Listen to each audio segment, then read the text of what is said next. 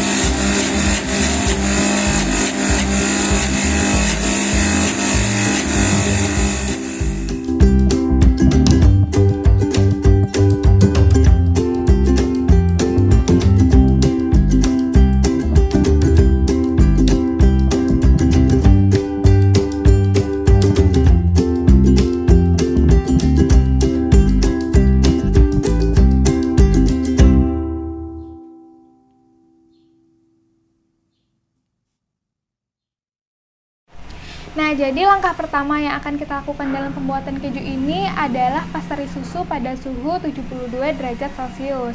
Pasteurisasi ini bertujuan untuk mengurangi populasi mikroba patogen dan mikroba pembusuk yang dapat mempengaruhi proses pembuatan keju.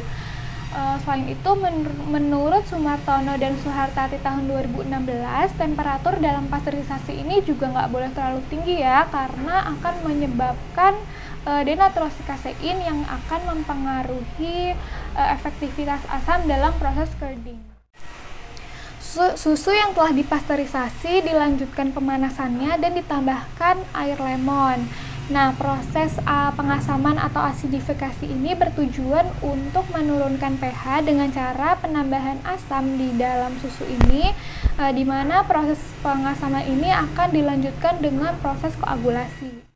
Penambahan air lemon sebanyak 2% dari total susu ini sudah sesuai dengan penelitian yang dilakukan oleh Manfaati et al. Tahun 2011, di mana penambahan air lemon sebanyak 2% itu merupakan komposisi paling optimal untuk mencapai titik isoelektris dalam pembuatan keju ini, di mana penambahan asam yang terlalu banyak atau terlalu sedikit akan mempengaruhi perubahan pH dan juga kadar air dari produk keju itu sendiri.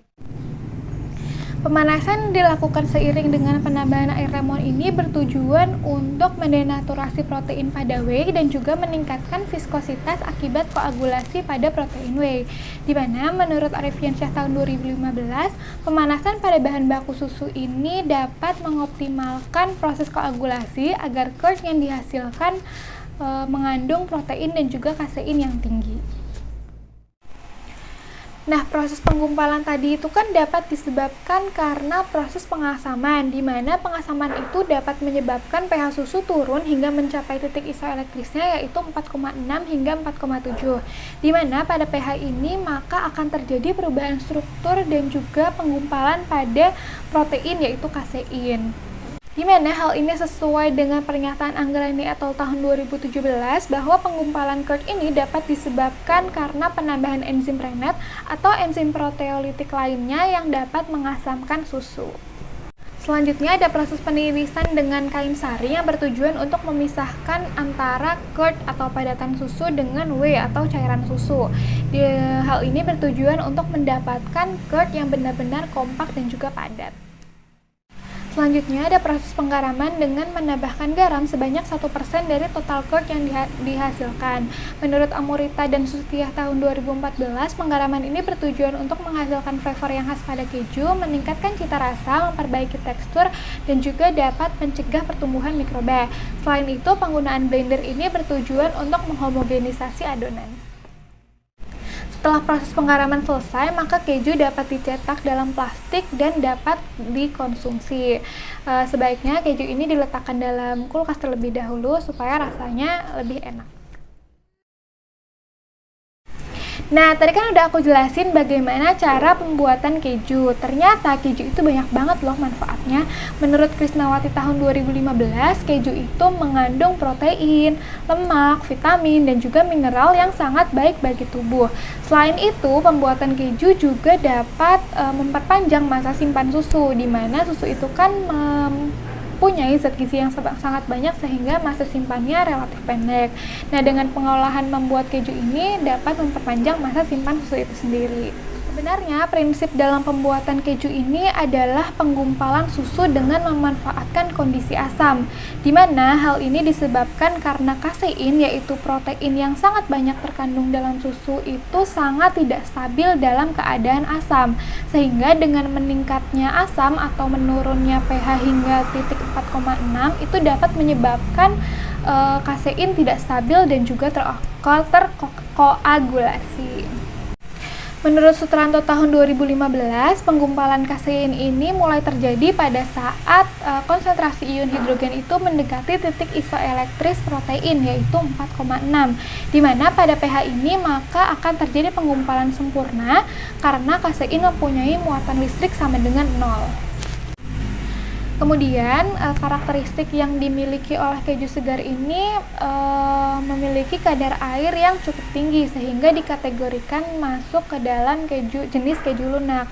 Menurut Rahayu et al. Tahun 2010, keju itu dapat diklasifikasikan berdasarkan tekstur dan juga kadar airnya, di mana keju itu tergolong ke dalam keju keras yang memiliki kadar air 20 hingga 42%, keju semi lunak yang memiliki kadar air 45 hingga 55%, dan juga keju lunak yang memiliki kadar air sebanyak 55 hingga 80%. Selain kadar air yang tinggi, keju segar ini juga memiliki rasa dan juga aroma yang khas lemon. Hal ini dapat terjadi karena kita menggunakan pengasam berupa lemon. Dan yang terakhir, warna dari keju yang dihasilkan ini juga berwarna putih kekuningan, di mana menurut Purnawarman et al. Tahun 2012, warna pada keju ini dapat disebabkan akibat dari bahan bakunya, yaitu susu, di mana susu itu mengandung pigmen beta-karoten dan juga riboflavin yang berpengaruh terhadap warna putih kekuningan. Oke, yang terakhir aku punya saran nih bagi teman-teman yang ingin melakukan pembuatan keju segar sendiri di rumah. Saran yang pertama yaitu aku sarankan menggunakan enzim rennet sebagai penggumpal atau pengasam dalam pembuatan keju, dikarenakan supaya pembentukan curd yang ada pada susu itu lebih optimal dan juga lebih seragam. Yang kedua, aku juga sarankan lakukanlah pasteurisasi susu itu menggunakan panci double boiler supaya pemanasannya terjadi itu lebih seragam dan juga merata. Yang ketiga, aku juga sarankan untuk melakukan penekanan setelah penirisan. Hal ini dilakukan supaya kadar air yang ada dalam keju itu sedikit berkurang. Oke, teman-teman semuanya, selesai sudah penjelasan aku mengenai keju segar ini. Terima kasih sudah menonton. Sampai jumpa.